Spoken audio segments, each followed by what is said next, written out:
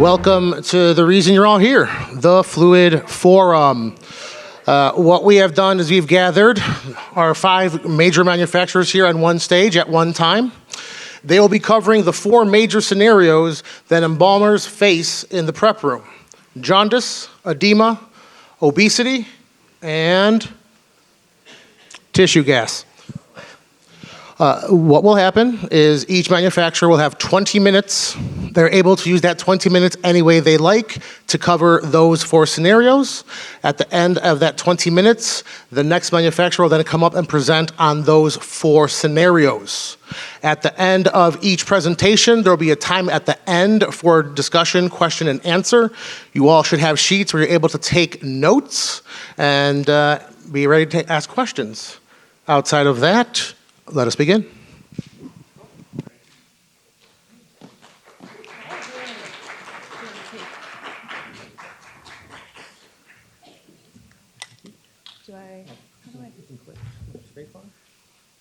Is this the beginning? Yep. I can just go. I'll use the arrows. Pull that towards you. Okay. All right. Hello, everyone. I think that's the largest my face has ever been when it was up on the screen. It was a little intimidating. So where we're going to begin is the Bears. Do we have any Bears fans in Chicagoland? All right, who can finish this quote? Good, better, best.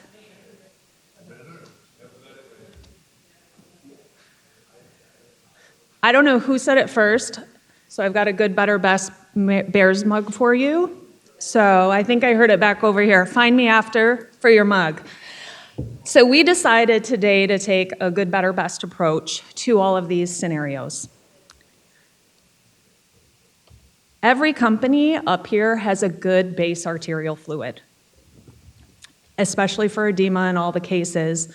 You can go ahead and use any of these. You're going to get a good base embalming. And that's part of this, is we all have good fluids. We're not up here in competition. I know some of you may want to see us throw down. Maybe we will later. But we believe you could choose any of these to enhance your arterial. And so it's what you amplify it with. You got your base, but where do we go from there? For Champion, we have a tried and true tested fluid specialist. That's where we would start for edema. Specialist is a formaldehyde-based. It's designed to draw the moisture out of any embalming, whether it is edema, whether you have some other scenario going on. It's going to draw moisture out. You don't have to have a super high index to burn the fluid out, because then you get other problems later from that burning of the tissue. So Specialist goes in, it's strong, reliable, it's going to draw that moisture out, but it's going to control the dehydration, which is a key part when you're working with edema. You don't want to draw too much out of the areas that the edema is not in. Like I said, what you add to it is where we really amplify to our better and our best. We recommend adding Dysan. It is an additive to any arterial. We're going to go back to our football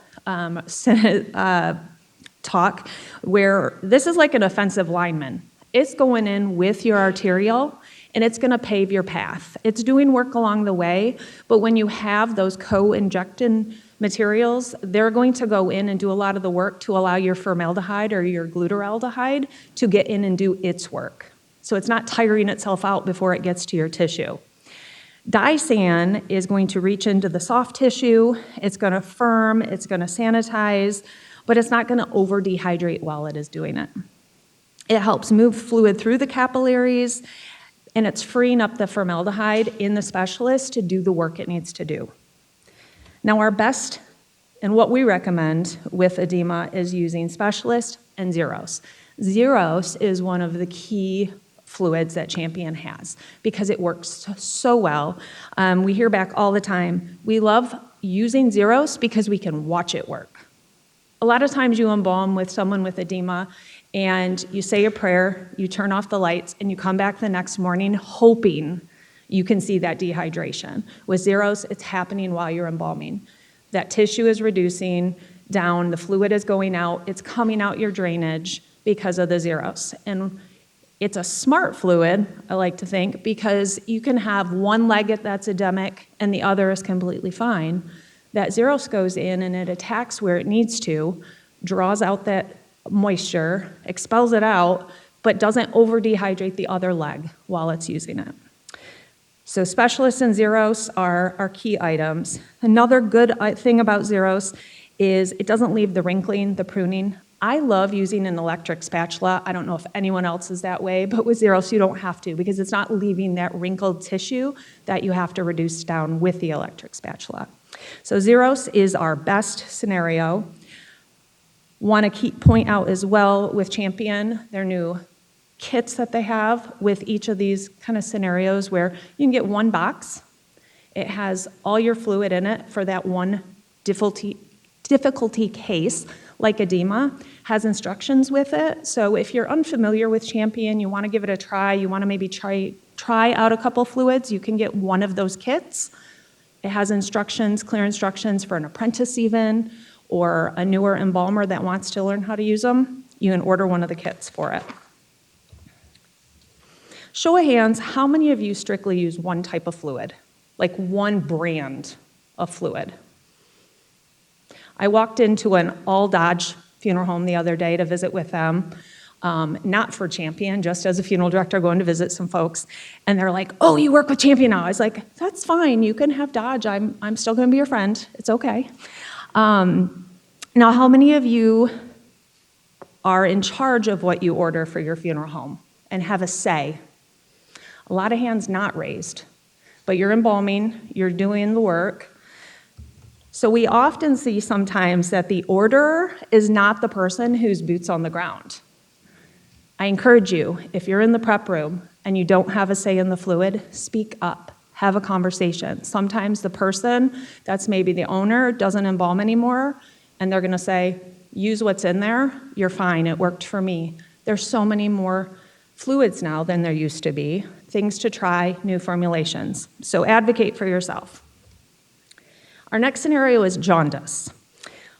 Our good from Champion is the old tried and true John Dextone. A lot of embalmers love it. Some embalmers use it just as a pre-injection even with jaundice because it is a little bit lower of an index. And so you use that to flush out your system and then come in with a heavier, harder hitting arterial after. Many people are like, don't get rid of that. I use it all the time. It works well for me. However, we now have our hybrid fluid, John Dial, which to us is the better option. It is a low formaldehyde, high glutaraldehyde fluid, gives solid preservation without getting the yellow to green, which is what we really don't want with jaundice deceased. You get that with the formaldehyde because of the acidity and the change in the chemistry that happens in the body. But with the glutaraldehyde, that balances the acidity. You do not get the change with the glutaraldehyde. It doesn't oxidize the bilirubin. So formaldehyde increases the acidity, but that glutaraldehyde brings it back down. Our best when it comes to jaundice and what we recommend is the alpha and the beta combo. Now, I remember when these first came back in the day, and I always thought you had to buy both boxes and you could only use them if you bought both fluids, and I couldn't understand that. However, they do go hand in hand and they work really well together, but beta is also a fluid we can add to other arterials, and I'll talk about that in just a little bit as well. Beta is a product you can use on its own in any tank in any mixture. This is a formaldehyde-free combo, strictly glutaraldehyde. So you have zero chance of having the yellow to green because it is glutaraldehyde-based. The high acidity of jaundice can neutralize formaldehyde, and so when you're all glutaraldehyde, it's a win-win. Beta also sets the pH in the body. Champion has PHA, which sets the pH in the water. It's also one of the best to use to remove medical examiner ink off fingers or blood spots off your shirt if you get it on. I'm just throwing that in there. PHA is amazing. But beta sets the pH within the actual body of the deceased. It gets deep penetration and clearing, and while that beta is flushing things out, the alpha comes in as the arterial to preserve the body get that distribution, and to work within the tissue. So when was the last time you tried a new fluid? Have you tried a new fluid in the last year when you were embalming? I think students are probably trying new ones all the time as they come in. I think the last one I probably tried was Hexy about 2 years ago or so. Love it. Sorry, champion, but I do love it. We often dread what we don't know. So if there's a new fluid in the prep room, maybe you're like, I don't know what that outcome is going to be, so you avoid it. Maybe pull it off the shelf, give it a chance. We fall back on our own old tried and true, and in that moment of dread of what could happen, we feel overwhelmed, and so we just step back to what we know. Now, when it comes to obesity, again, we all have good fluids we could use. Our good that we recommend is high form. This is what I first embalmed with back in the few years ago. I always loved high form. It's 35 index, formaldehyde, highly buffered, so it doesn't go in and burn, it's soft. So buffering is those additives that are put in there to help it distribute out, go into the tissue without burning the tissue. It's not harsh, it doesn't seal off capillaries, and it continues to penetrate after the embalming has ended. It gets through that dense fatty tissue and it gives that good distribution. And by the end of all these presentations, your guys are going to be sick of distribution, penetration, all those words. It's strong enough to handle the hard cases, but it's controlled enough to keep things natural. How are we doing? Our better is Diform. Now this is a hybrid of glutaraldehyde and formaldehyde. It's a second generation for Champion Company. And if you didn't know with the generations, you see the wave? That is part of the first, second, third generation. So make sure you ask Rick out at the table what those mean if you don't know, if you never knew that about Champion. It's strong result in a controlled way. You get a deep penetration without the burning. You get more distribution throughout the tissue. Glutaraldehyde performs better in those acidic environments, where traditional fluids can sometimes struggle. I call it the well-trained pit bull. As I'm learning the fluids and learning more about them, I like analogies. That helps me understand how things work. And this is the well-trained pit bull of it. High sanitation, hard-hitting arterial. The best, though, is adding that beta back in with any of your arterials. So, of course, we say Diform and beta together is going to be your best for obese cases. It's going to enhance anything you're putting that beta with. It clears the capillaries, it breaks up clots, amplifies drainage, all the good things we want, and it controls the chemistry. When you have someone who's obese, you have that circulatory system, you have all this fascia, and then you have this tissue we have to get out to. So often you see hypoene have to be done or packs put on the exterior because you can't get the fluid from the internal out to the external. This is going to push it outward.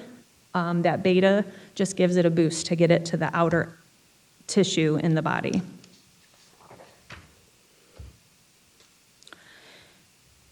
So in those moments where we're going to walk in the preparation room and someone says, oh, we got a body with tissue gas, can you go embalm? And you get to that door and you're like, okay, what are they really going to look like? You have that opportunity to be challenged, but sometimes that dread does come. As an embalmer, trying something new, heightening your results, is what you have to challenge yourself to do. But controlling what you choose brings a consistent outcome and it builds your confidence. So you're like, all right, I'll go do it. And you volunteer for those cases because you've tried what you want to try. You've found the mixture and the fluids that work good for you. And you know that you can handle those cases.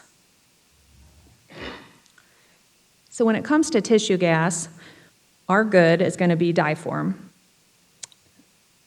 Tissue gas can make many embalmers question their confidence level, but when you have a good fluid like Diform or any of the other good fluids from our companies up here, you can walk in with confidence and you know you're going to present a good result back to the family. Now our better is going to be Diform and Trisan. It's a co-injection and it supercharges any arterial that it's with. It's a combo of aldehydes, which increases the bacteria stopping power, which is what we want to do with tissue gas. It gets the stopping power into those deep tissues, and it increases the antibacterial properties. But our best is omega, which is one of the best products we probably have. It just doesn't get much better than omega, and it can be used one of three ways. It can be used topically, you can put it in with your cavity, or you can use it in your arterial. It's for your toughest tissue gas or decomp cases. Regardless of the arterial fluid you use, it's your insurance policy. There's many embalmers who will just take and put some of this in every single body, just in case, let's throw some in. Your odor, bloating, skin slip, tissue gas, it helps it all. It controls the bacteria, the mold growth, and it neutralizes some of the worst odors that there are. You can have a well-embalmed body, but if you don't control the odor, that presentation is going to fail. Even the veil over the casket where you can't get near the body is not going to stop the odor. Again, kind of going back to the kits, just to mention, if there's one of these fluids that you're like, I kind of want to use one of these, those kits that we've started to put together, you don't have to buy a bunch of omega, you don't have to buy a bunch of diform. You can get a kit that works towards one of these scenarios and just have on your shelf. I know that Dimitri's talked about and Rick have talked about that, hey, send us this kit because we have an apprentice who maybe doesn't know how to use some of the fluids, and we're not always able to answer every question they have, so they can read over your sheet, grab that kit out, and they can handle the jaundice deceased that has come into our care in a moment when we're off, maybe having to do some phone calls or something. So they're just a nice handy way to try new fluids and use new fluids. My challenge for you guys today is to find one fluid from all the presentations that you want to try. Talk to the representative and give it a try. Because there's so many more fluids out there that you can use in a much better way than possibly you're even using them now. Thank you, guys.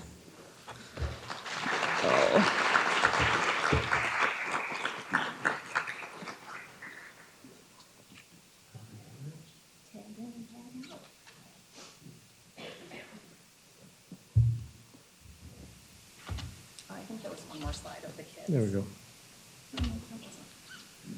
Okay, I'm Rick Rourke from Pierce Chemical. One thing I will say about myself that you're going to figure out real quick, I have a speech impediment. I stutter a little bit, so bear with me. All right, first subject here, and 5 minutes on each subject is not long, so I'm going to talk fast. Edema eliminator is a problem for two main reasons: viewability, preservation. Historically, embalmers have used as strong a product, as strong an arterial fluid as they possibly could, and in order, one, to get the preservation, but two, in order to try to dehydrate. Well, I don't want to remove edema via dehydration. I want to remove it. I don't want to just dry it up, because then you get the wrinkling of the skin, the puckering, things like that. What we're going to do is we're going to use a product called edema eliminator. That's the product there. And we're going to remove the edema by ionizing our fluid. If you remember from chemistry, water fluid in the body goes from a low ion concentration across the semi-permeable membrane to that of a high. Does everybody remember that from the chemistry? People maybe try to forget it. Anyway, so what we're going to do is we're going to ionize our fluid. That fluid that's trapped out here in the tissues in a low ion concentration is going to say, oh look, there's more there's more ions out here. And what they're going to do is they're going to leave that tissue, go into the venous capillaries, the venules, the veins, and where's it going to go from there? It's going to go out on your table. You're going to be able to sit and watch your drainage leave, or watch your swelling leave. And it's going to leave as a drainage. What I do is I use We want to use edema eliminator as a co-injection. We want to use it right from the very beginning. So I'm going to mix it in my arterial fluid. It's not a preservative. It is simply a co-inject. I'm going to pick whatever arterial fluid I think I'm going to need for that particular case. I'm going to add my edema eliminator to it. Now, the one nice thing about edema eliminator, since it removes edema and it does not dehydrate, you cannot mix it too strong. If I had time, I'd give you an anecdote on that one. So don't be afraid to mix it strong. Now, where I use it not simply as a product to remove edema, I use it as a product also as a co-injection on a jaundice case, because I want to pre-inject a jaundice case. I want to remove as much bilirubin as I possibly can, and I do that by pre-injecting. But I don't want to pre-inject a product that's a drainage aid, simply because those products have wetting agents in them, and that can induce swelling. So what I do is I will use edema eliminator on that. Edema eliminator is also site-specific. If you have, let's say you've had an auto accident, he's hit the windshield on this side, there's swelling on this side, none here, you can let your solution go everywhere. It will only take the swelling down from this side, will not do any dehydration whatsoever on this side. One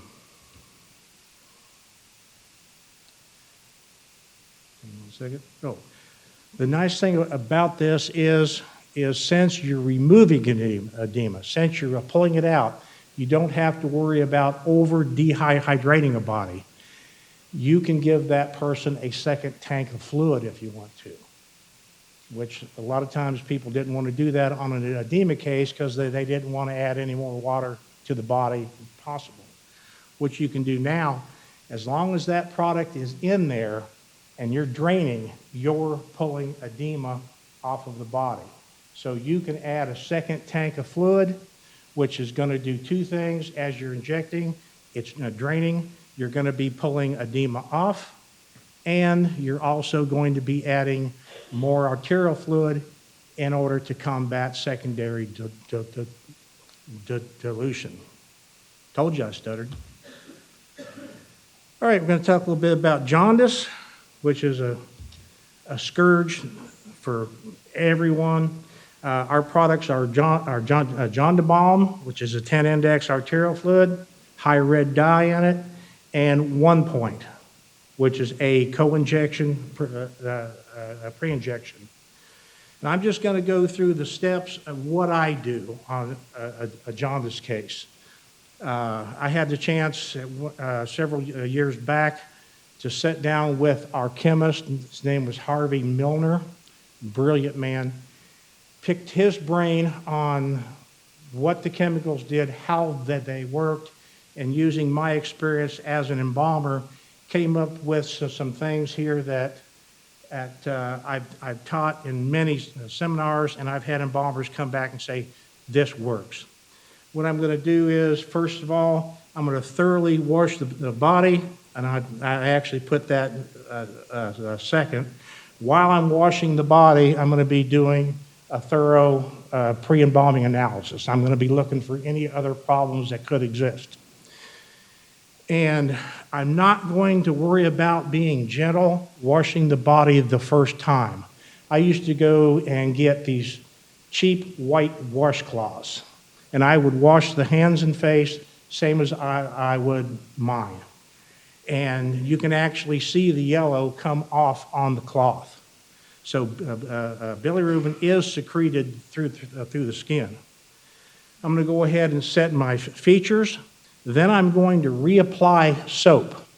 I want, since it is secreted through the skin, I want to reapply soap, and if I wash it off in embalming, I'll reapply it again. And what I'm doing is I'm letting that soak down in the pores, the cracks, crevices, and things, because it can turn green there as well. Then I'm going to take a bottle of our 1 point and a gallon of water, and I'm going to pre-inject that. And what I'm doing is I'm trying to get out a gallon of bilirubin-laden blood before my arterial fluid has to act against it. Most importantly, I am going to use continuous injection with intermittent drainage. I'm never going to just let my drainage run free constantly. I'm going to keep shutting it down. I'm going to do that through the pre-injection. I'm going to do that through the entire embalming, because I want to build back pressure to get down in all those little arterioles and push that blood laden with bilirubin out. I'm going to mix my John de Balm anywhere from 16 to 32 ounces a gallon. Generally, 16 is plenty. And so you're going to use 3 gallons. A 3-gallon tank, you're going to use 3 bottles, generally. And I'm not going to stop until I get in at least 2 full tanks of fluid. That's the other thing. The biggest mistakes embalmers make when embalming a jaundiced body is, 1, they don't use intermittent drainage, and 2, they don't use enough fluid. You have to flush that bilirubin-laden blood out. I'm going to use a straight red dye. Anybody remember the color wheel? Opposite of red, or of green and yellow, is the color red. A straight red dye. Ours is called Cosmo. That's the dye I'm going to choose. It's going to counterstain the green or yellow better than any other color. So don't use a peach, don't use a suntan, use a straight red. Now that I've injected my fluid, I think I've gotten things cleared out.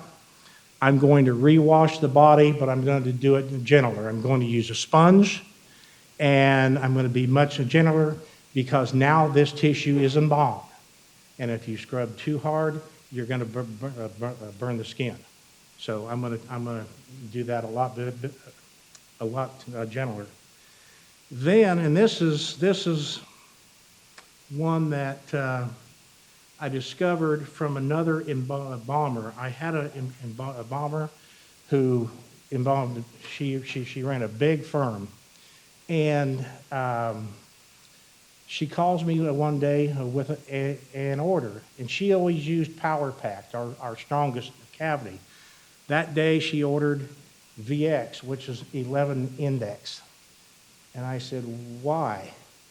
And she says, well, I use it on my jaundice cases because when I use a very, very high index cavity fluid on my jaundice cases, I can start seeing a little bit of color change in the abdominal and chest area, which kind of makes sense.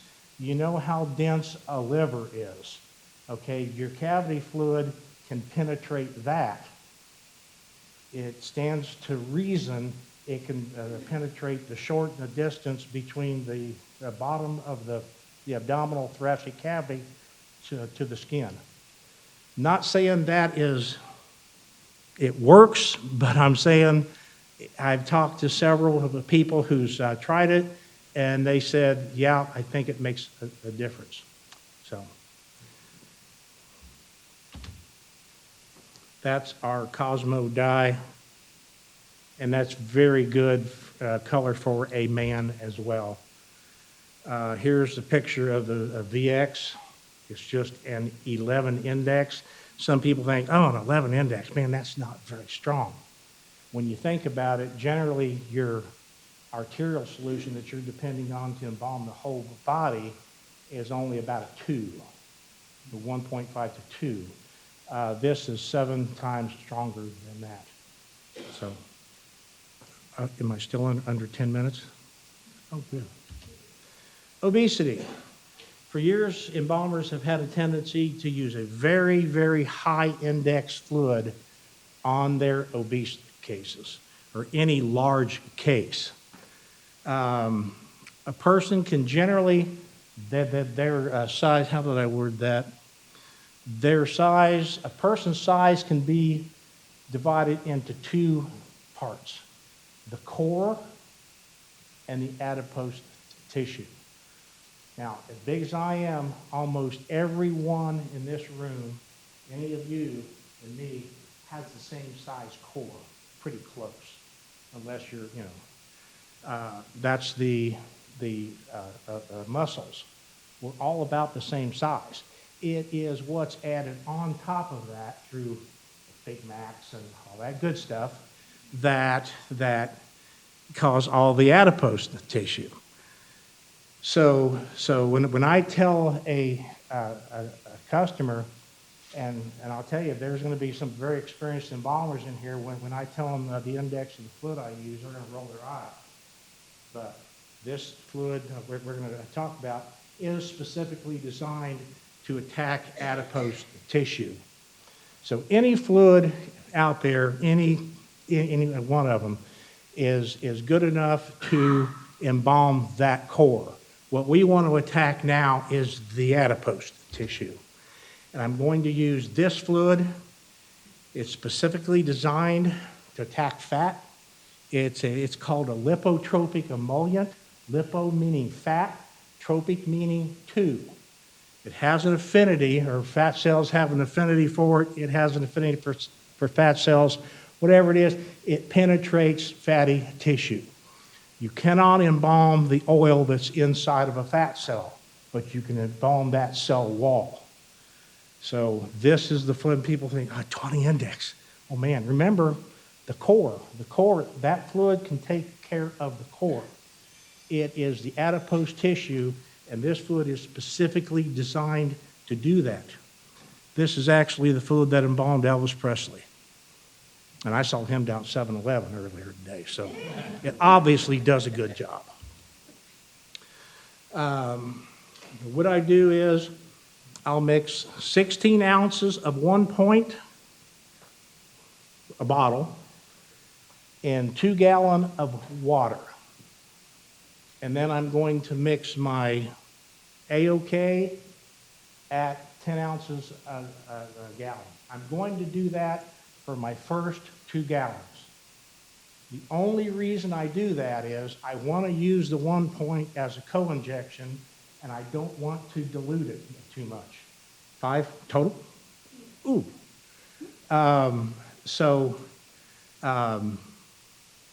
Then after that, I'm going to mix my AOK all by itself at 10 ounces a gallon, but I'm going to give them a gallon of solution per 50 pounds of body weight. And you need to do that to adequately get enough fluid to that body.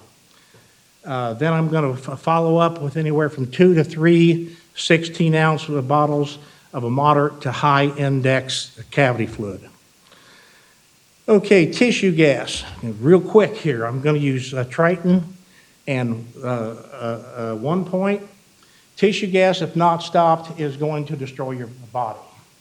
Triton 28, while we don't call it sporicidal, definitely has a killing effect on the Clostridium bacteria and spore. So what I'm going to do is, hang on here.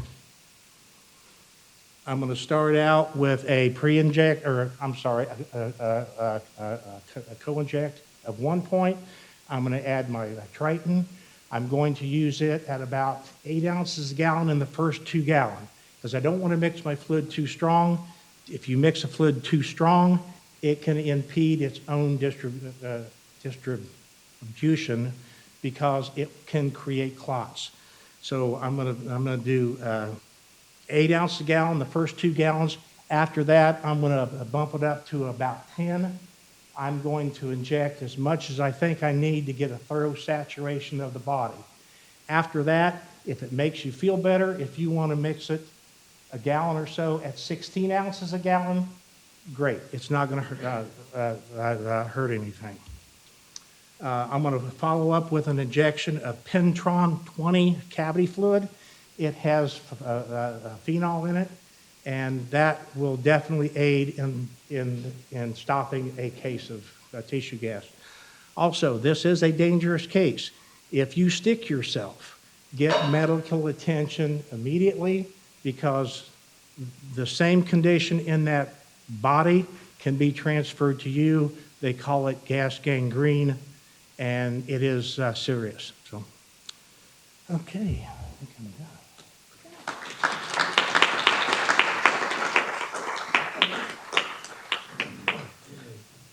Make sure that slide for you. Yeah, take my seat. Yep, there you go. Gary, take my seat where I'm scared.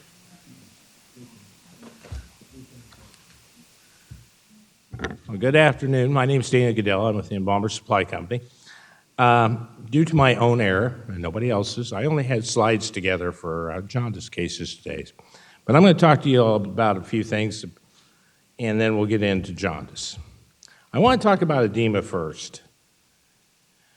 Everybody's said it here today. I'm going to say it again. We attack it from the very beginning. We don't wait. It used to be, you can wait until you get your arterial injection done, then add edema at the end. No, we attack it from the beginning. We want to use a stringent arterial chemical, one that does not contain lanolin, one that is very stringent.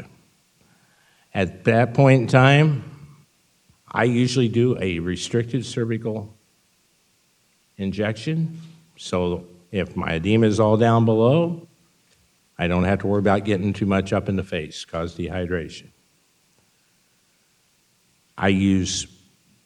Normally I use 1 bottle of our Calsec, 4 bottles of Edema Pro, and 1 16-ounce bottle of Lithol CR, which is a 32 index. 1 gallon.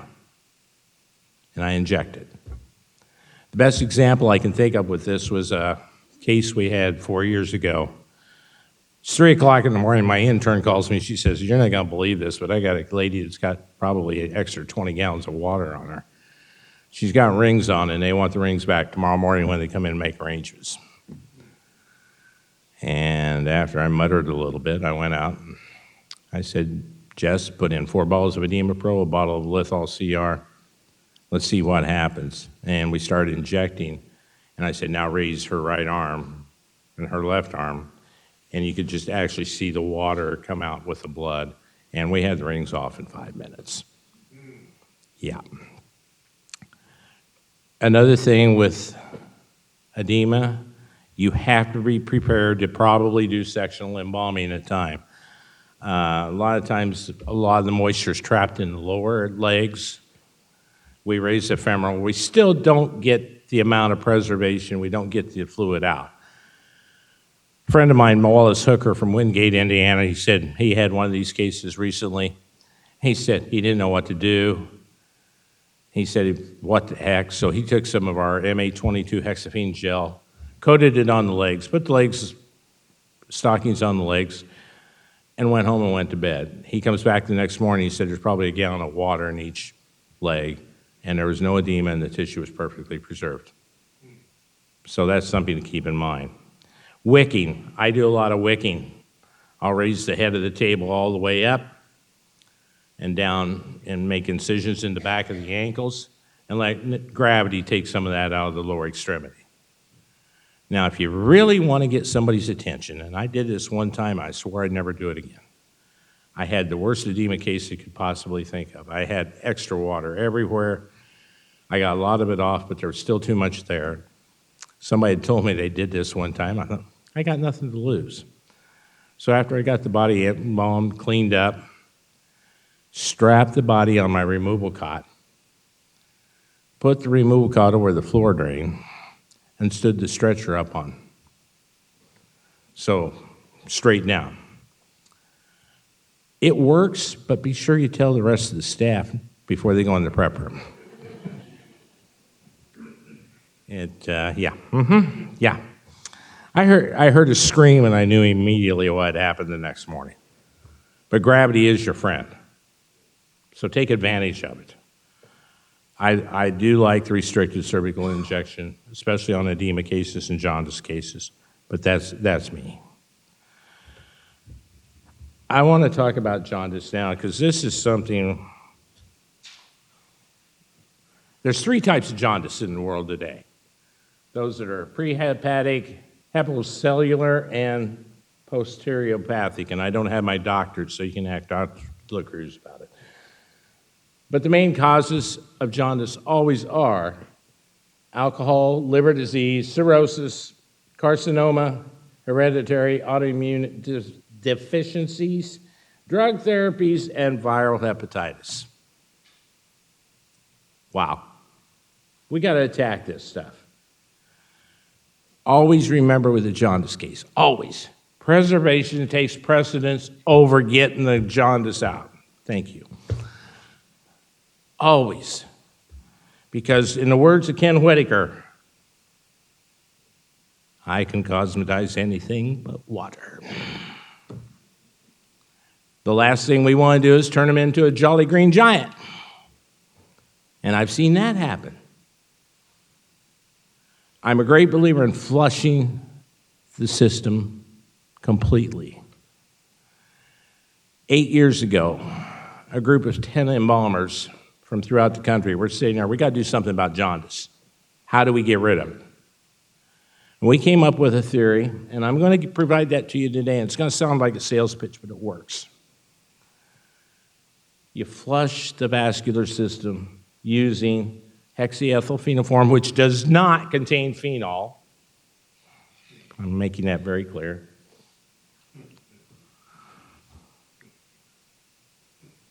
A combination of 2 bottles of each to 1 gallon of water. Just open the vein at the very beginning of the injection so you get that first little bulge of blood out, then clamp it. And I want you to inject that entire 1 gallon. And then I want you to go set the features, shave the body, wash the body completely, like Randy said, get all that excess bilirubin off the skin before we start injecting. And then you're going to do what Dana does. If you are a smoker, you go out in the garage and have a cigarette. You wait 20 to 25 minutes. At that point in time, you can come in and use 1 bottle of hexaethylphenoform, 1 bottle of Calsec, 1 bottle of high cosmetic arterial fluid, and 4 to 5 ounces of red dye or tan dye.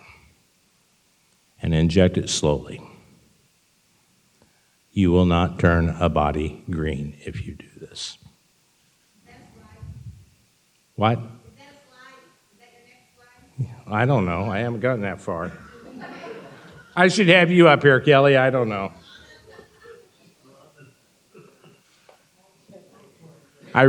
When I do my injection, I inject a cord up each side of the face, the rest down. And I do the same thing when I'm doing my primary arterial. A cord up, rest down. And I just keep this up until I get that body cleared and that body preserved. Families deserve the very best we can do. We need to preserve the body first. We need to give them a positive memory picture, and this is the best way of doing it.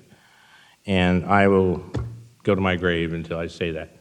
Because I've had the situation come up where I've done this procedure, and the only thing I did was put lipstick on the lady and put her in the casket, and out she went. It works. Okay, I'm going to move on now to tissue gas. Controversy in the state of Iowa. I'm from Iowa.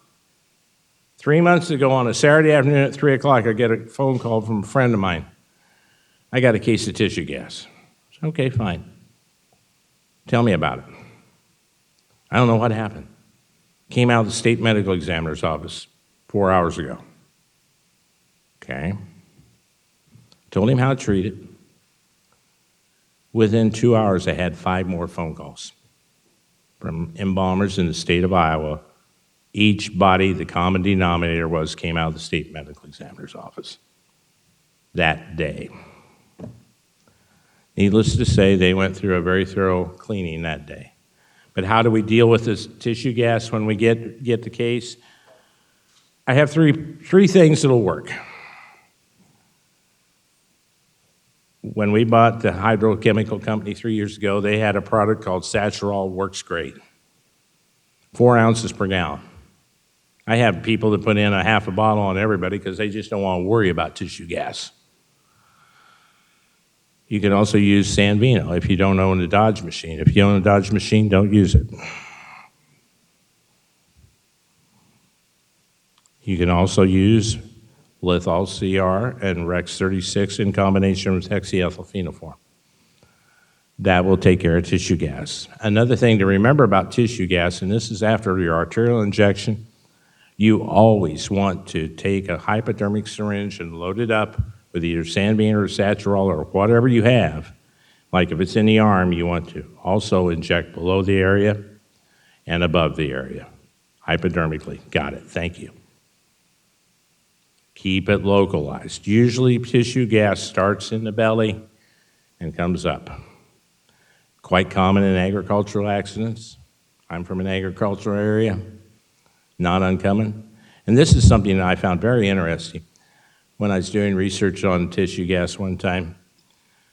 I'm going to give you 4 examples, and I want you to tell me where you think most common issue of tissue gas is going to come from.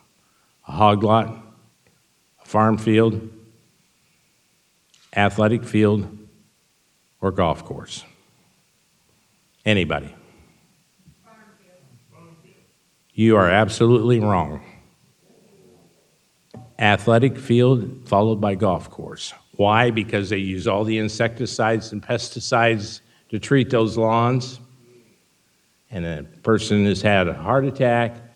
They may still be breathing when they go in and they inhale all this stuff, and boom, you can get tissue gas real quick. So, yes, always something fun to think about. Bariatric cases. I don't think I'm fooling anybody in here that people are not getting bigger, because they are. It's also a reason why every funeral director on the stage has a bad back. Right? Mm-hmm. Okay. First thing I want to tell you is don't try to do something yourself that you can't do. If you need help, ask for help. I've been on house calls where it took 6 of us to get somebody out of the basement. And it still wasn't easy. But don't be afraid to ask for help. Once we get them back to the funeral home, we get them off the cot, onto the table.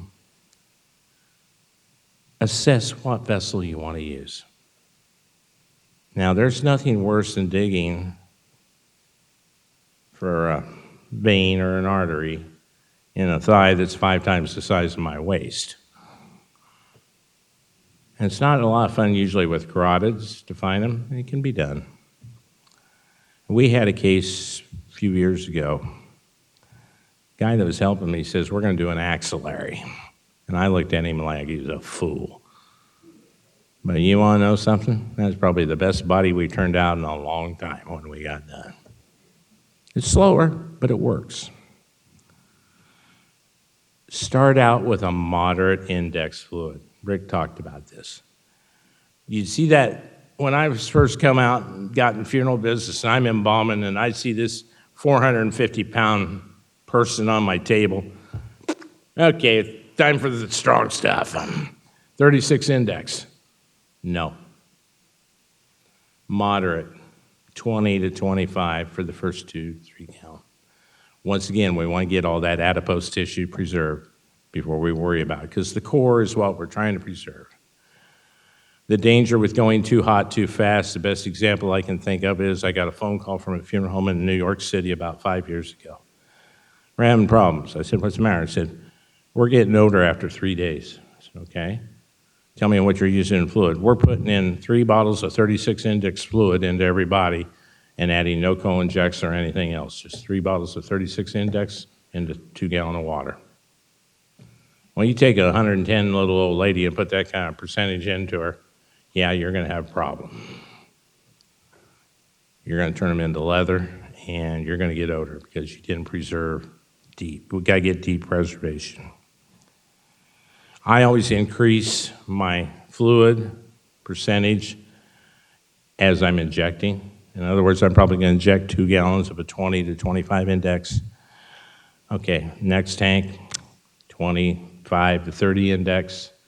and get to that point where I think, okay, I put in 5 gallons, this person needs 2 more, then I'll go for the gusto and put the 36 index in them. And the reason we do that, to be honest with you, is so we can handle them better. They're probably well embalmed without that.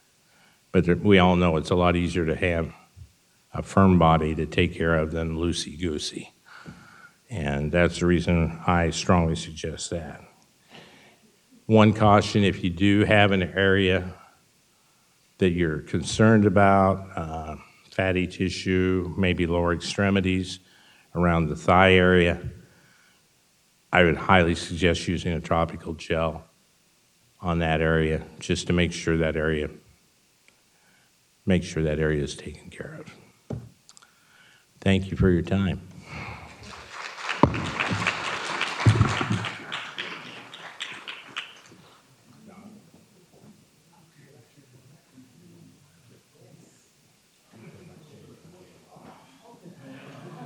What are we doing here?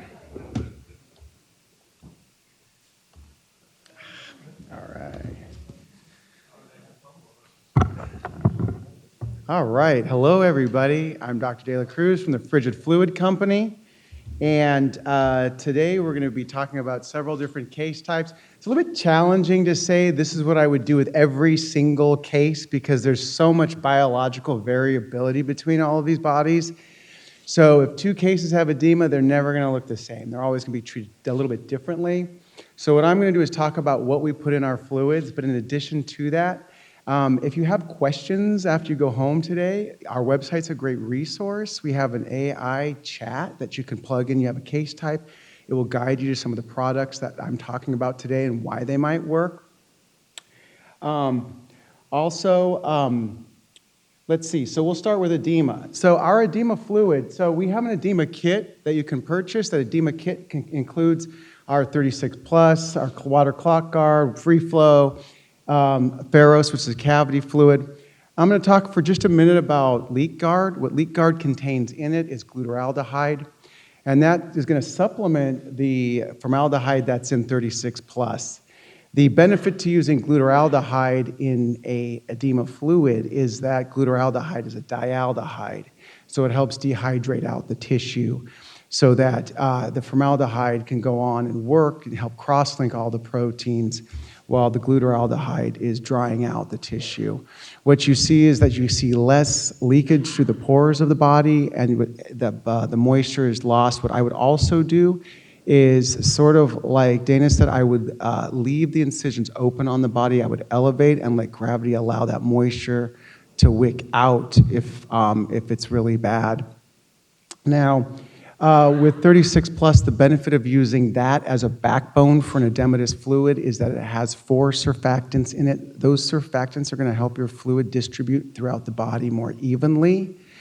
It sort of goes without saying that if you really want an even distribution, it really starts in your machine, so you want to make sure your fluid is mixing evenly and your solution is blended properly, as homogeneous as possible with a frigid machine.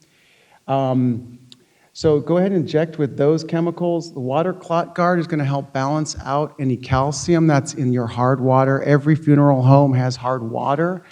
The interesting thing about calcium in water is that calcium is part of the clotting cascade. So if you get a cut, if you're a live person, you get a cut, and the cells that get damaged, they'll start to secrete calcium. That signals platelets to start clotting. So if you have calcium in your water, it can cause more clots in your water, in the blood system.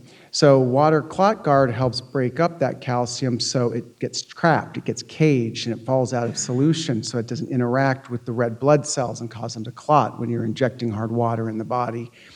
Also with water clot guard, adjust the pH. If you have a body that's edematous, the pH is going to be off. Now, it goes without saying that, normal pH of a living body is about 7.4. As a person dies shortly after death, the body becomes slightly more acidic. How acidic it becomes, we're not sure. Over time, as the tissues start to break down, the body becomes a lot more basic. What water clock guard is going to help do is buffer out those big pH changes so that formaldehyde can work better. Now, if you look at the range difference that formaldehyde works well in, the pH range that it works well in, it's very narrow. It's about 6 to 7.5 or something. It's a pretty narrow window.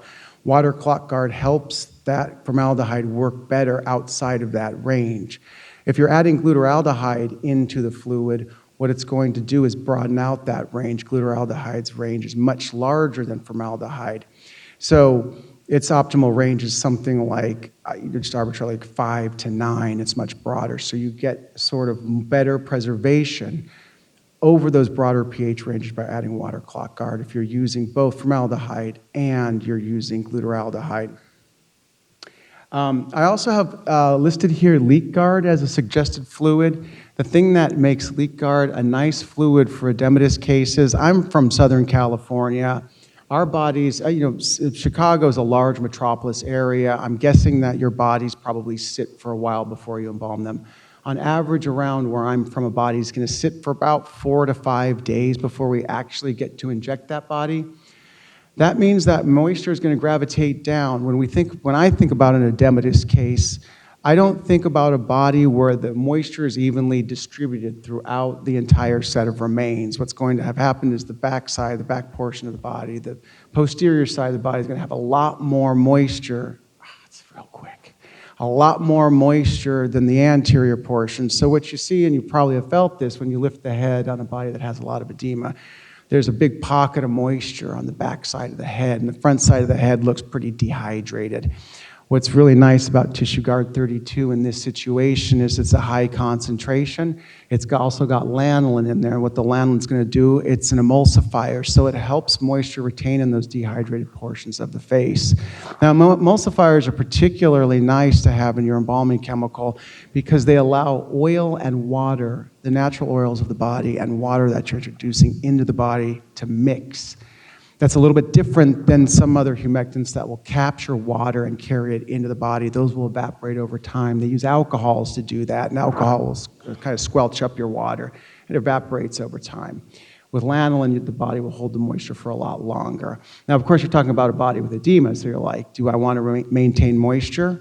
Well, if you know the situation that I'm talking about, most of the moisture is the backside of the body anyways, and so the high index on that fluid is going to help dry that body out.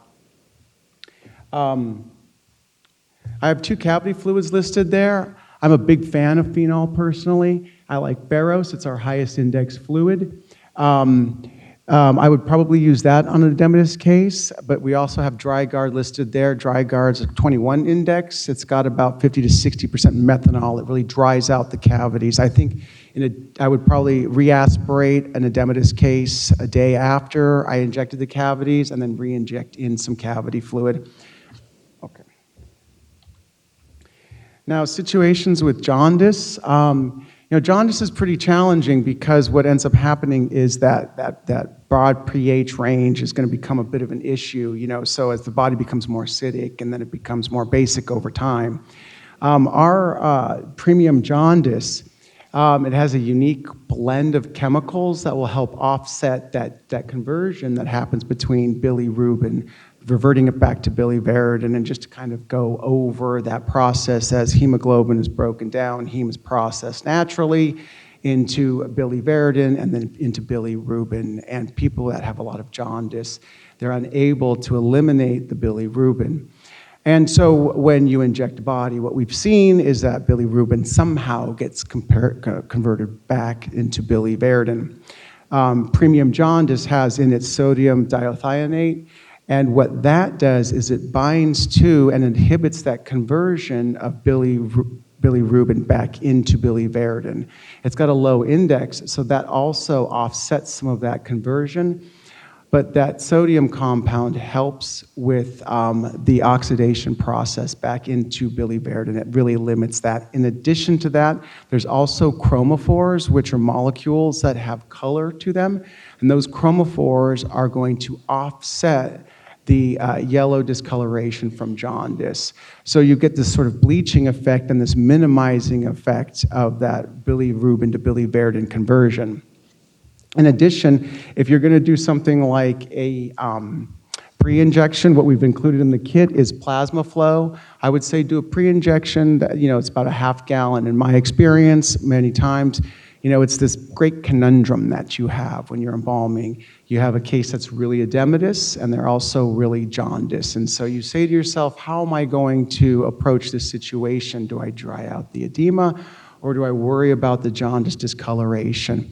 So what I would do is do a pre-injection, about a half gallon, flush the system out, try to get out as much of the bilirubin as possible. Then I would go in, according to the instructions, with the premium jaundice. We've added in Color Guard 1 as our dye. That red dye will also offset some of that yellow and green discoloration. Off to the side there, I've talked about premium jaundice and plasma flow. I did add in tissue guard there because sometimes when you do have an edematous case, what you want to do is also dry them out. And tissue guard 32 will help dry out the case, but also has in it lanolin, which will help retain moisture, again, in that sort of anterior dehydration that you see in those types of cases. An additional dye that we have available is rose color tone. And rose color tone is kind of one of our more popular dyes. What I would add in there is about 1 to 2 ounces into that solution of fluid. Some people like to do a pre-injection with Solvol. It's a low index fluid that people use as a capillary wash. I prefer not to do a pre-injection with any arterial solution that has formaldehyde in it. Okay. In cases of obesity, sometimes people make the mistake of they add in a higher index and they create a stronger solution with the intent of preserving the adipose tissue. And the fact is that adipose tissue does not contain a nitrogen residue, so your formaldehyde does not interact with that adipose tissue. However, the adipose tissue is sitting in a matrix of proteins, things in the skin like collagen and fibrinogen. Those things are proteins, so those things will cross-link. So you do need to take that into consideration. Additionally, what you want to really take into consideration is any type of microbe or bacteria that's in the tissue. So what those will do is they'll start to break down the adipose tissue. Of course, how delicious and nutritious does a little pocket of fat sound if you're a bacteria? I think it sounds pretty good to me. So taking all of that together, the take home is you are not really preserving the adipose tissue. You're preserving the tissue that's holding it in place. So you want to create a solution that's designed specifically for that. So I would always go with frigid rigid. It doesn't necessarily have to be a really high PDF in your tank. You could go with something that's like a 5 or a 6%. You don't need to be at like 7, 8, 9. At 9, you're plateauing out anyways, and you're probably wasting your formaldehyde.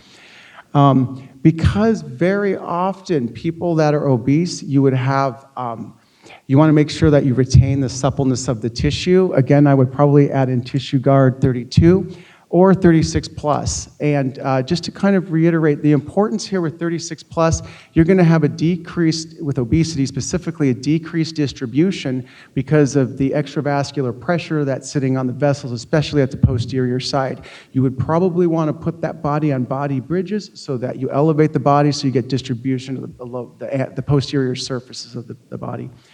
36 plus is a really unique blend. It has silicone, it has lanolin, it has triethanolamine, diethanolamine. All 4 of those are surfactants, so you get really good distribution into the capillaries. Very interesting thing. I love to ask this question. Anybody in the room know how many miles of capillaries are in an adult human body? 60,000 miles, right? That's a lot. So when you start your day in the prep room and you're looking at your machine and you're looking at your body, what you're really saying to yourself is, I want to get that solution into 60,000 miles of capillaries. And I have a photo of a capillary that I don't have here today. It's a fraction of a hair follicle that it's sitting next to. Now, how do you do that? Because you're using water as your vehicle. And all these bottles of fluid have water in them. That's pretty challenging to do. So we add in special chemicals to do that. You add in what's called a surfactant. It breaks the surface tension in water, so the molecules will kind of slide through the vascular system. 36 plus is pretty unique in that it has 4 different surfactants. Two of those surfactants will also act as humectants. One acts as an anti-foaming agent, so it decreases the formaldehyde exposure in your prep room, which is kind of nice. Why would I like to use it on an obese case? Because, again, that extravascular pressure is kind of crushing down on the capillaries, and it's limiting your distribution. So if you grease up the vessels with this, we'll just call it grease up the vessels. That's not quite accurate. But if you lubricate the vessels with the surfactants that are in 36 plus, then you get better distribution. Now, this is going to feel kind of strange sometimes because I think I heard earlier that you want to firm the body up. That's not necessary. That doesn't connotate sufficient embalming. You want to look for other signs of embalming. With 36 plus, what you will start to see is that you're going to feel, the tissue will feel spongy. Now, the rationale for that is, in addition to the body having 60,000 miles of capillaries, anybody want to take a guess at where most of those capillaries lie? In the skin.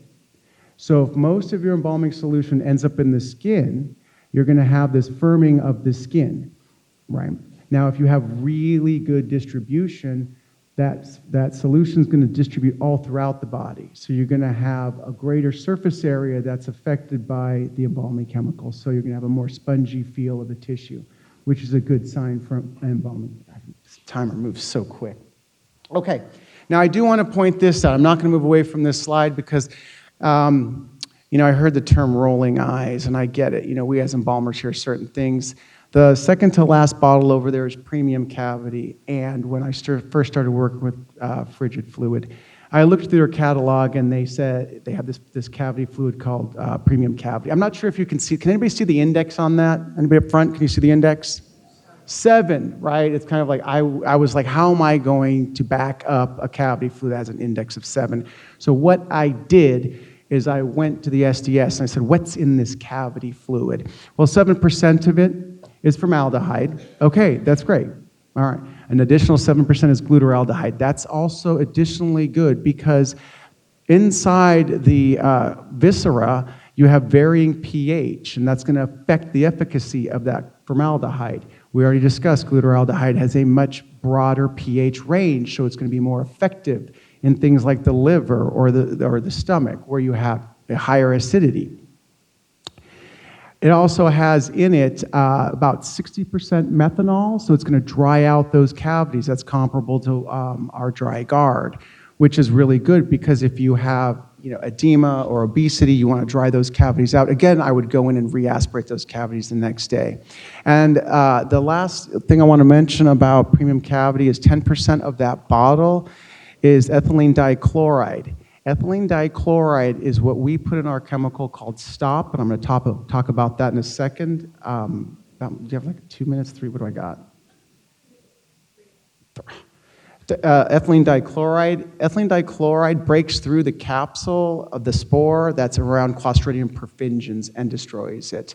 Not a lot of chemicals can do that. We know that formaldehyde doesn't do it very well, so it's, other aldehydes in that family won't do it either.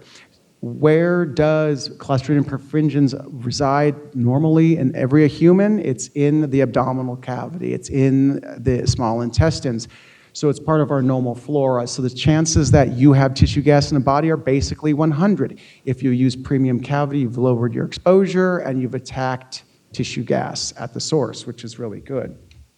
Now, just to kind of carry that thought a little, just carry it forward, with tissue gas, of course, I like premium cavity in the cavities because it's got STOP in it that's going to destroy Clostridium perfringens.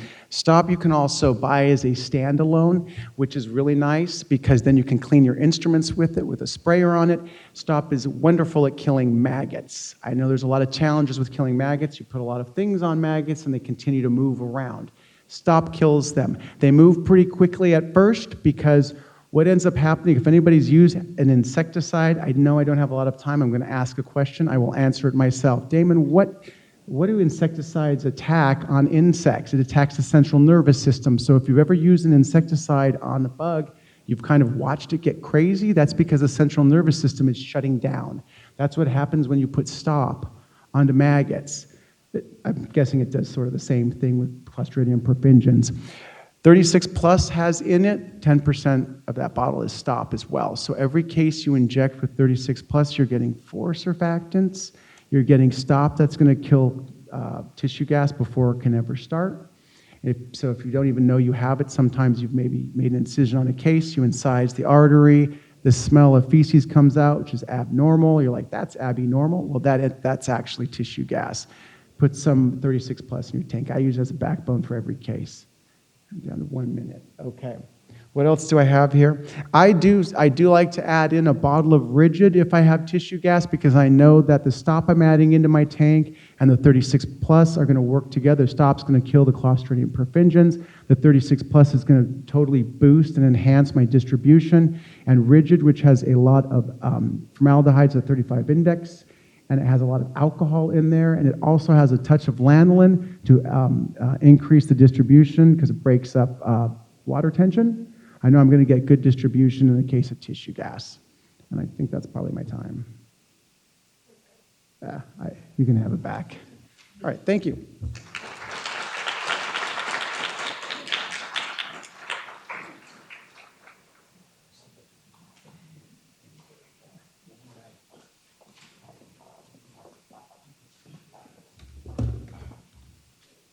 Okay, so a couple things. I know most of you. I've seen you guys around. I do have somebody with me, Autumn Cooper. She's with Dodge as well. And at first on the list was methylene blue case, but then they decided to drop that from the things. And when I saw that, I called Dodge and said, I'm in over my head. And so they sent me the chemist. But now we're not doing methylene blue, but she's a very accomplished speaker, so she's going to do a little bit, and I'm going to do a little bit. So, but moving on, we have, I'm going to start with edematous embalming.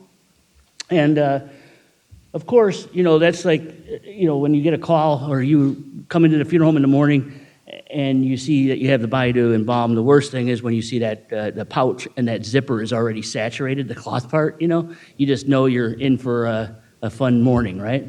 So what we have here is like the pitting edema, and what we're going to try and do, obviously, is to remove the excess moisture. And there's no such thing as waterless embalming. People say waterless. Of course, you don't add. You could do it where you're not adding water to the tank, but we're made up of a lot of water. So a lot of times you got to take that into consideration when figuring out your solution. You might want to use less water, maybe not any water at all in your tank, and it all comes down to case analysis. I would say getting off track here, my biggest nightmare case would be edematous with jaundice. Because with edema, you're trying to remove the moisture, and then with jaundice, you're trying to remove that bilirubin, and you need a low index, but you need a high index, and it's just kind of the worst of both worlds. But so chemical selection is paramount. It's like in the old days. In fact, I was telling a story earlier. I had this one account when I was doing trade work.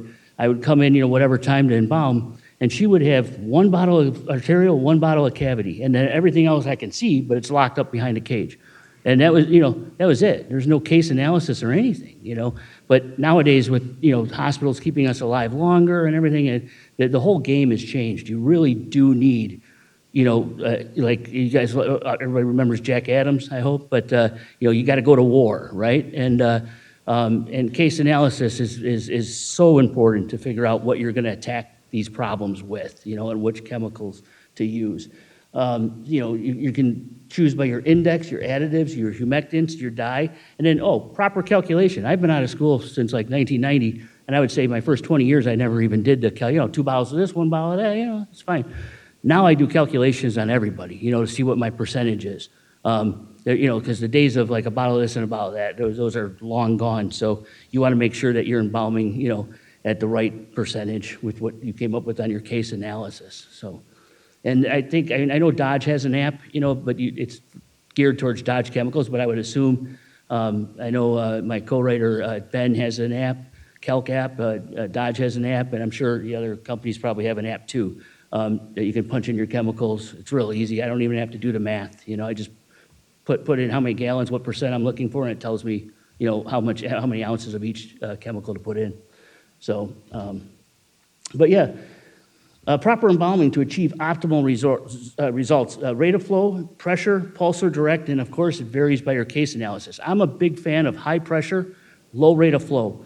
And I still teach at Worsham, but I love Malcolm X. So I was just at their graduation. So, but anyways, my medicine's worn off by this time, my ADHD medicine. So you guys are going to get a little bit scattered, all over. Excuse me. Yeah, high pressure won't like blow features. It's always the rate of flow. That's what's going to blow the features. So you can have your pressure, 120, 140, but as long as your rate of flow is, bouncing like to 5 or something into the head, you're going to be fine. And it kind of helps get through all those clots and everything. So along with your chemical selection, you want a nice chemical to break up all the clots. So injection method, I like the restricted cervical injection. On this one case, we used, like I said, it's waterless, but there's plenty of water in the body. So, but we 5 bottles of Rectifiant, which is going to correct that pH, going to correct that water. And I've had some accounts, say, oh, splotchy or something. Well, they're not using Rectifiant. They're like, well, we have Chicago water. Chicago water is great, I'm like, well, yeah, but it's treated with so much chlorine, so you got to remove that chlorine, to get your water correct. So let's see here, because I'm distribution, arterial diffusion, firming of the tissue, loss of elasticity, drying of the tissue, rounding of the fingertips. You guys all know me. I'm not used to just doing 5 minutes and letting Autumn speak, so just be a minute. But real quick, on the last thing on edema is gravity. I don't know if you guys know the Fowler's position, but if you have like a hydraulic table, that's great. Have it, all the way. Gravity, and I think Dana mentioned, he'll make like an incisions. I had actually embalmed last night. I have a 6-point injection. The arteries were the worst. They could just snap them. And but anyways, I left all the incisions open, and I'm wicking with some web roll, and I have the table as far as it'll go. And I'm hopefully later tonight I'll just see that all that edema has left the body. So I'm going to turn it over to Autumn. Body boards are great. That's kind of a before and after. And then so Autumn's going to take over on jaundice. So sorry. I almost had to drag them off so I could get my time. I flew all the way out here for you guys, so I got to get my 10 minutes of fame. So jaundice embalming. What do you do when we're managing jaundice? So there's this article by Jack Adams. I'm sure you've heard his name. Sean's talked about him. I'm not going to reinvent the wheel.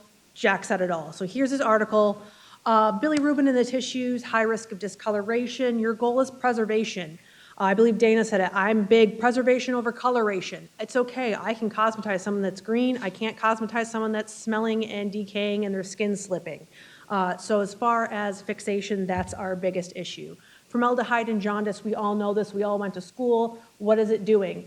It is, during the embalming, it's converting over to biliverdin from bilirubin.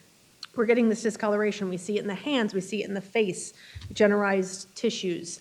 I don't know about you. I have not perfected it yet. I use Jack Adams' way of doing it. There's some quotes here from him, directly from him. Like I said, I'm not going to reinvent the wheel. But I've had a body turn out like a Christmas tree. I have pre-injected them. I have tried to get all of that bilirubin out. It is not a perfect science, and that's okay. We're still learning. Still keep doing it. Just because you do it once doesn't mean it's not going to be great on the next body. Not every body is the same.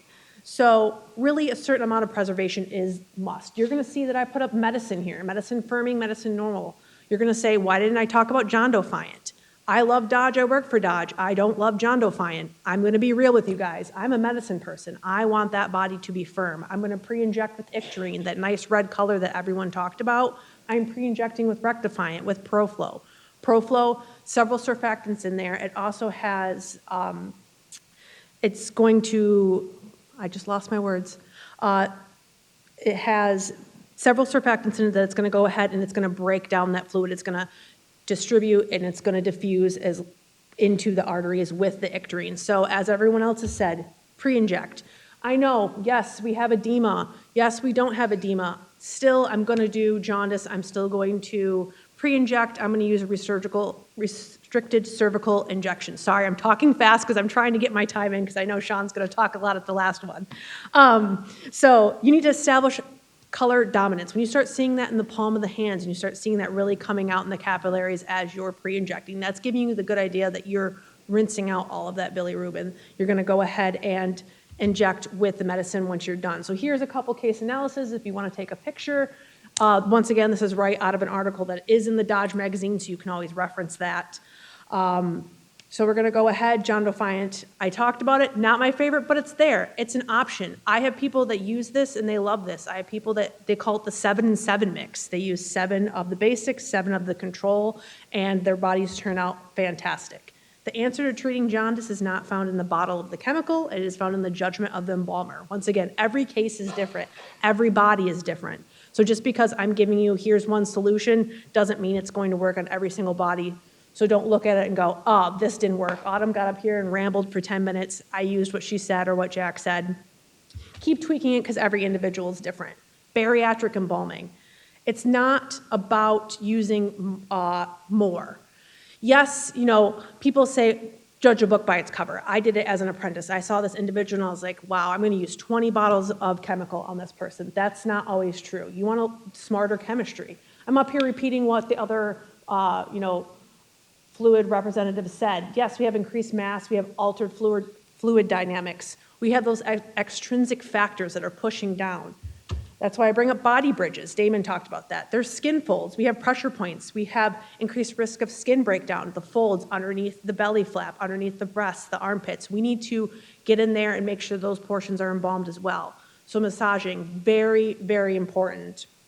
Managing kind of your vascular access, where you're at. Tissue demand is high, but we talked about it. Fat does not embalm. Adipose tissue does not embalm. It takes nitrogen and proteins binding. Damon talked about it as well. There's no protein to bind in that adipose tissue. So what we need to do is we need to get penetration, proflow. We have surfactants. We're breaking down surface tension. Here's a couple instances we can use medicine, Intrafiant, Proflow, Regal, Rectifiant. Those are kind of my go-tos. Fluid selection, moderate. Once again, not high. I know I'm just keep repeating here, but we're not going, we're not going for the gold here. We're not going injecting as high as we can. We want to go moderate. Medicine is my go-to with this. High pressure, low rate of flow, just as we talked about. We really want to push the fluid into those capillaries, and we're going to have the issue because we have those extrinsic factors. We have all that pressure already pushing down. Hypoing. Hypoing is number one. When it comes to my other considerations, I want to use topical treatment. I want to use a drying 2 gel, maybe a Syn gel, but hypoing, get into those big adipose tissue portions. Think about all that weight that's on the back, on the buttocks, on the back, on the calves. We want to go in and we want to get fluid directly into those parts. Multiple points of injection may be important in the abdomen. We may not be able to aspirate just using our typical 1 point of injection when we're aspirating. It's okay to make multiple points. We want to make sure we're getting all of those spots that need to be treated. And now I'll turn it back over to Sean. Excellent, thank you. So, thank you, Autumn. So tissue gas, the last section here. Tissue gas is like kind of a nightmare. And this isn't the fluid salesman in me, but Halt GX was designed to kill and to stop tissue gas, the Clostridium perfringens. And technically, I use it on every body, 8 ounces per gallon. And because I've had bodies that I've come in, of course, I'll backtrack. You come in and you see the road mapping, kind of you can see the road mapping and stuff like that. Obvious signs of tissue gas, and you know what you need to do. But there's bodies that I've looked, that person died at home, 80-year-old little lady, and you come in, she looks fine, you go back there a couple hours later, and she's got tissue gas.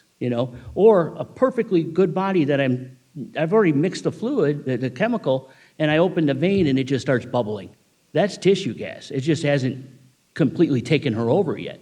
So these are all things that you need to battle. So everybody I embalm gets about, basically, I start with 2 gallons, and probably, as a salesman, I should say start with 3 gallons, but I always start with 2 gallons, and often I'll make a 3rd gallon, but I just would rather just start out with 2, and it's just kind of how I've always done it, and just less waste. And but I use the Halt GX. It's a glutaraldehyde based, and it's going to reduce surface tension. It's going to bring those on an edematous case and tissue gas case, it's going to bring that edema, basically re-enter it into the capillary so that it can be drained out and stuff. So I'm just a huge fan of it. I use it on every case.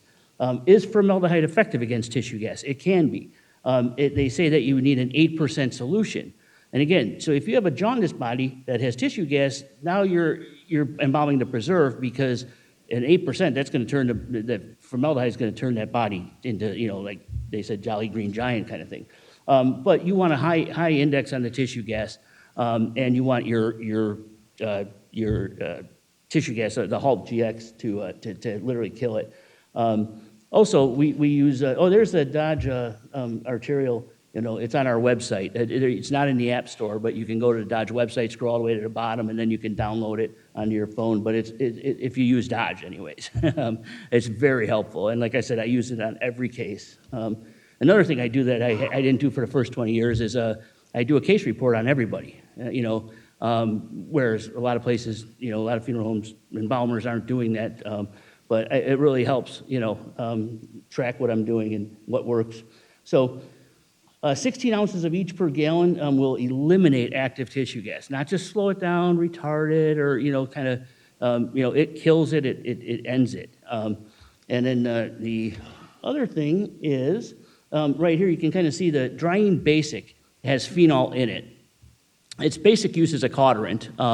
You can't really put it in a Dodge machine because it has phenol unless your Dodge machine has been converted, which I have a couple of you out there I know have had your Dodge machines converted to where they can take phenol. Then it's obviously fine. But it's usually I use it as a topical, to bleach and cauterize.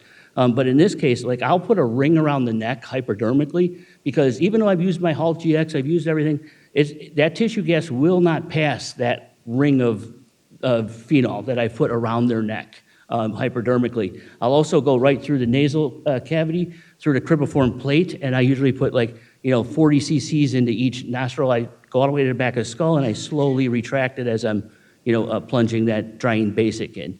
Because worst case scenario, at least you got the head free of tissue gas. But you're going to be fine with that. So tissue gas really is, it's like my enemy, because it's happened.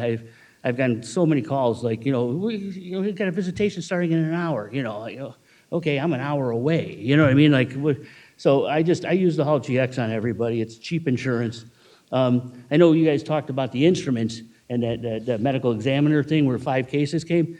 100% true. I had a funeral home we keep getting tissue gas cases. I'm like, well, you're probably not getting the tissue gas cases. You're probably creating the tissue gas cases. Because I'm like, you didn't see any signs? No signs. She embalmed fine. She looked fine. And, she's developed, well, your instruments can pass that very easily. So you want to soak them in.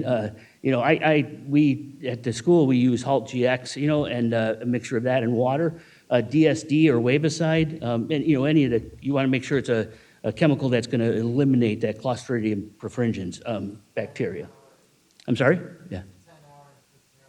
Yeah, good point. 10 hours or more. You don't just, shake it around in there. You want to soak them. And all the instruments, I'm sure every company is the same. Every instrument we sell is not going to chip, stainless. They're not plated. They're stainless steel. You can let them soak overnight. They're going to be 100% fine. So, a lot of you see that little tray on there. A lot of people leave their instruments in there, and I look at, I'm like, you might want to change your disinfectant solution. You can barely see any instruments in there. It's so dirty. But yeah, you can leave them sit. So I think we finished right on time. I do want to say one more thing, though, because I did go last. But literally, let's give Compassion, a round of applause, though, for really, they're literally at the forefront with this continuing education. They don't have to do this, but it's amazing. They've really taken the lead in the industry on that, and I applaud them for that. So yeah, I'm going to get a lot less phone calls a year from now saying, I need hours, so when the licensing is up. So at this point, I'll invite Anthony. So.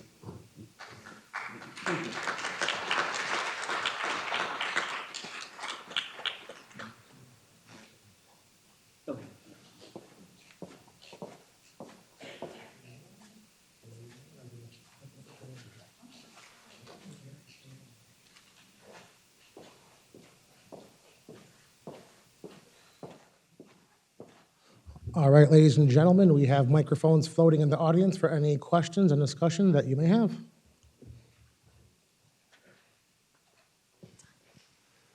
Again, Compassion, thank you for this because this is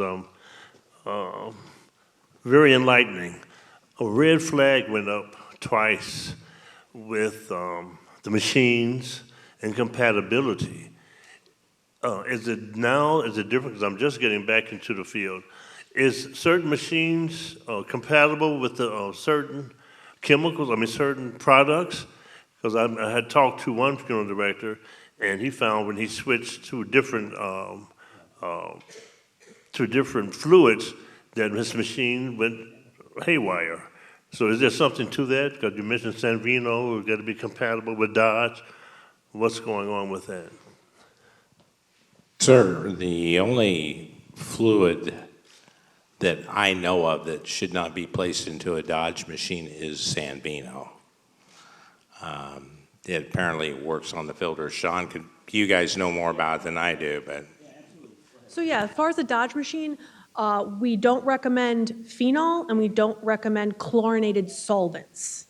So that's something that, as we talked about Sanvino, don't recommend that. Stop, don't recommend that. Anything with a chlorinated solvent or phenol does not work well with a Dodge machine. Those are the only two. As far as any other chemical company's chemicals, absolutely. That Dodge machine and Dodge chemicals can mix great with any other chemicals company's fluid as far as it doesn't have phenol or the chlorinated solvents in it.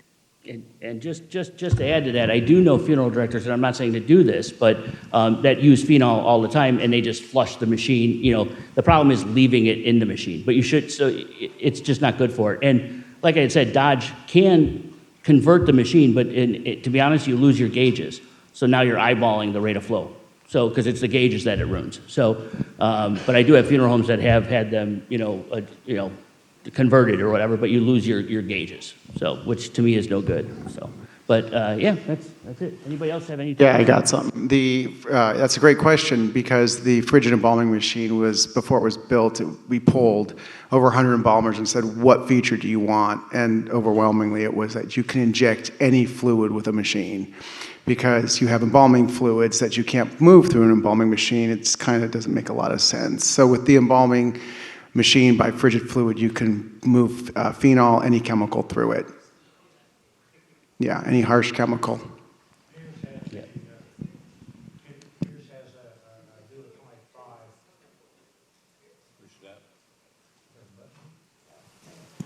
Pierce has an embalming machine, a Duotronic 5, high pressure, and it uses a pump called a Procon pump. And you do not want to use phenol, things like that in the Pierce Duo 5. You can, some of the more low pressure. And also those high pressure machines, they do not like Epsom salts. No. So if you're an embalmer out here who thinks that Epsom salts is the answer to edema, don't use that in a high pressure machine. Because if it's a new one, it'll void the warranty on it. Yeah, great question.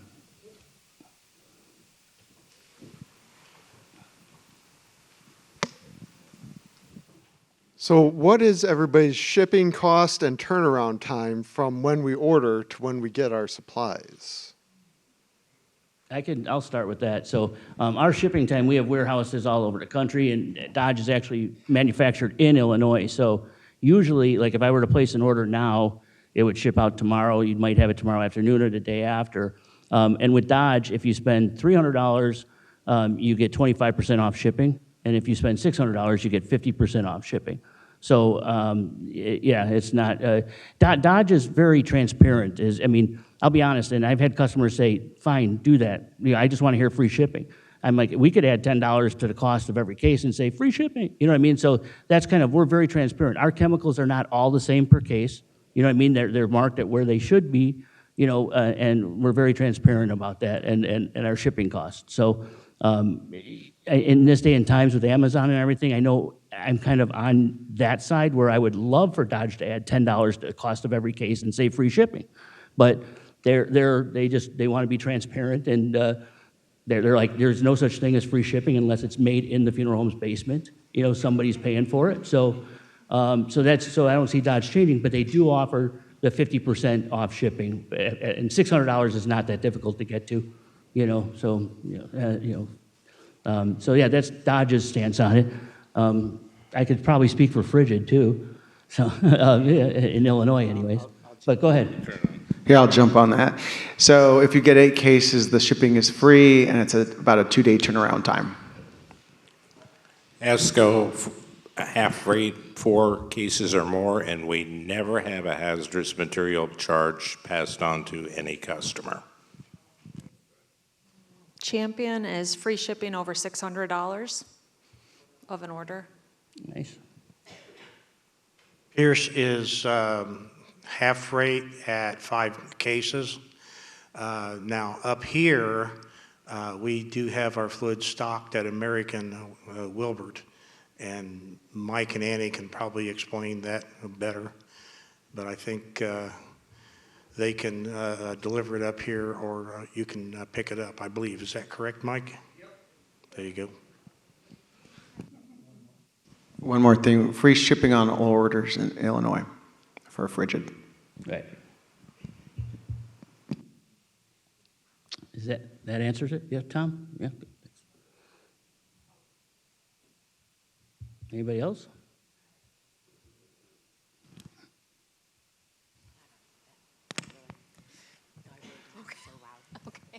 Okay, first off, Damon, I have a question for you. Just to clarify, the Sparrows have phenol in it, but the dry part does not? Correct. Okay, number one. Dana, for the exhibit page, you said start with Caltech, Edema Pro, and what was the third thing you said? Lithol CR, it's 32 index with no lanolin or silicone or anything else in it. It's just strictly a stringent arterial fluid. Okay, and then the last question is Rick posted up there that he uses 1 bottle of 1 point, his drainage aid, for every case, and not anymore, just 1 bottle per case, correct, Rick? Right, the 1 point has a residual effect.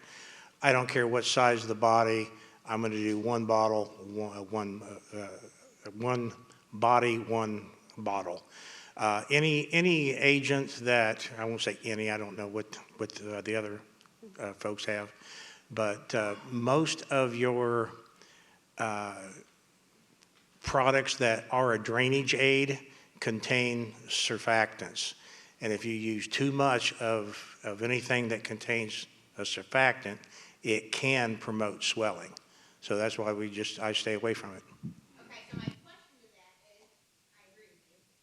My question to the rest of you on the panel is, do you agree with that statement with your own products, such as Caltech, Flow, and if you don't, tell me why you would use more of that drainage aid versus just 1 bottle? You wanna take it? So as far as Dodge and ProFlow, ProFlow is what I recommend. Of course, we have MetaFlow, we have V2.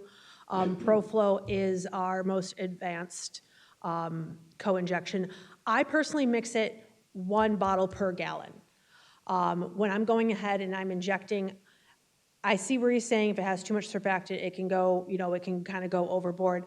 I don't necessarily know how that fluid works, but I'm thinking if you're injecting 1 bottle and I'm going in with 2 gallons and I'm injecting the individual and they're not fully taking the fluid, they're not fully firmed, I'm gonna go in and mix another tank. I wanna add surfactant into that tank too, because I've now flushed out all of that fluid that's in there. I went ahead and it hasn't entered in all the capillaries, as we can tell. That's why I'm mixing another tank. I'm feeling this right arm, it's still squishy. So I'm gonna raise that axillary and I'm gonna inject. I'm gonna put a co-injection chemical in that as well, because this arm didn't take it. It's not in there. So I'm not gonna just leave that arm kind of hanging out when I'm gonna go ahead and add a co-injection to that mix as well. Of course, we're all embalmers, we're all professionals. I think we can tell as we inject our individuals in the bodies how they're taking it, but I fully believe that adding 1 per gallon has always worked for me personally, and I would go back if I'm mixing another solution and add it into that solution as well. Okay, a lot of what she said is absolutely correct. The reason I like to add it is because you think of how many miles of vessels in the body we are actually trying to get preservative fluid into. We need to make sure that we get that full distribution. And these, like CalSec or Epic Drainage, either one, are going to promote getting it into the capillaries, getting it into every vessel in the body. And I don't think you could use more than 1 bottle per 2-gallon myself. But I do know people that do use 1 bottle per gallon. And I'm going to sound like a fluid salesman, but I'm glad they do. But I don't think it's necessary. I think 8 ounces per gallon is plenty after the primary injection. But on a pre-injection, I feel you want 16 ounces per gallon. In my experience, 16 ounces per 3 gallons is the norm what I would normally go with. I would be higher than that if I wanted to add in a second bottle. Keep in mind that co-injections and or pre-injections have not just surfactants in them. They also have chelating agents to break up clots. They also have buffers to help with the pH of the body. So those are all things I would call, when I'm talking to non-embalmers, I say that's the good stuff that's in embalming fluids, because taken sort of at face value, formaldehyde is a very challenging chemical to work with, and those modifying agents offset those negative properties of formaldehyde. So when you have better distribution because of more surfactants, then you help move out some blood discoloration, so you offset the formaldehyde gray as an example.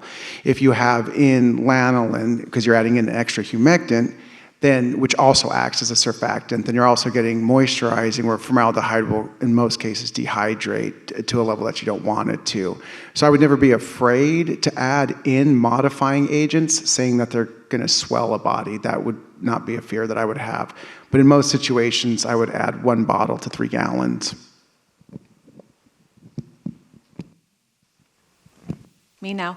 I am very much not a scientist, so your answer, let's go with that. But I've always gone with 1 bottle, 1 gallon if I'm going to do a pre-injection of like cell conditioner, because you want to treat what's in there. You want to let it ruminate, like with the John Dextone, if you're putting it in to try and get some drainage out. And I'll use some later as well if I feel the need that it needs it. I don't know that I would hesitate on it, but I don't use it a ton later, like with cell conditioner. So not a sciencey answer, even a little bit, but that's what I do.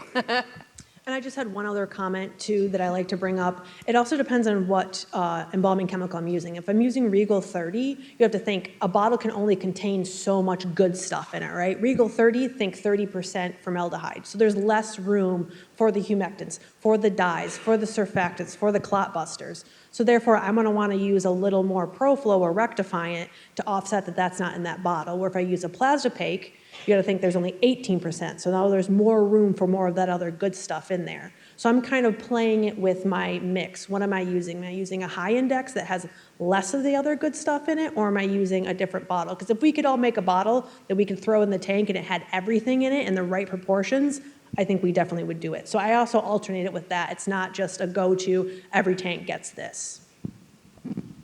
Kelly, I will add too that if I mix like 1 point as a co, I do it in 2 gallon of water. I don't want to dilute it too much. Also, if I use it as a pre-injection, then I don't come back and use it as a co. I just let my pre-injection, that gallon, that bottle, be it all. So. Great question. I'll just tell you, when I do my embalming fluid, I use some of yours, I use some of yours, I use some of yours, and I use some of yours in one tank. And I've had other embalmers tell me, oh my God, you're gonna kill that body, you're ruining it. They're already dead. I've been embalming for 30 years, it works just fine. So congratulations. That's a really interesting point. I love that point because I've heard people say that you can't mix chemicals between varying companies. And when it comes down to it, they're all chemicals. If you're using like the backbone preservatives, formaldehyde, it's mixed with water, some chemicals that are going to add moisture to tissue and increase distribution with, like surfactant properties, things like that. They absolutely can be mixed together. Absolutely, and I have to congratulate the company that put this on, because every good embalmer knows their fluids. And you guys teaching us about your fluids is the most important part of embalming, so thank you very much. Thank you. Do you have my phone number, Kelly? Do you need my phone number? 818-415-8716. If you have any questions, give me a call. I've known that girl for 30 years. You don't argue with her. She's got me on speed dial. Going once. Going twice. Oh, Somebody's mind, you ship out of the country also? Yes, There you go. absolutely. Thank you. Yeah, frigid fluid could be found throughout the world. Yeah.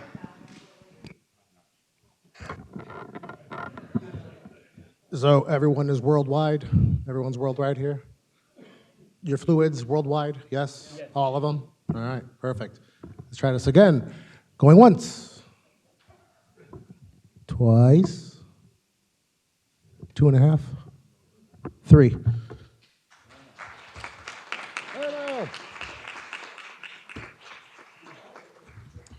We'd like to thank all of our speakers. Another round of applause for them.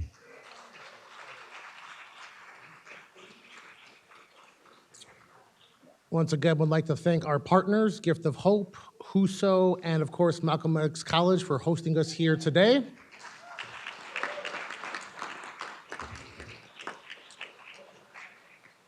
And of course, for all of you for being here, give yourselves a round of applause.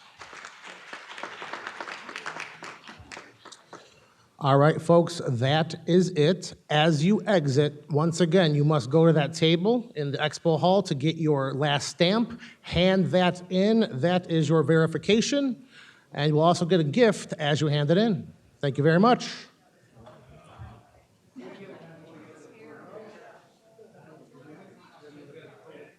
Yeah. I got it.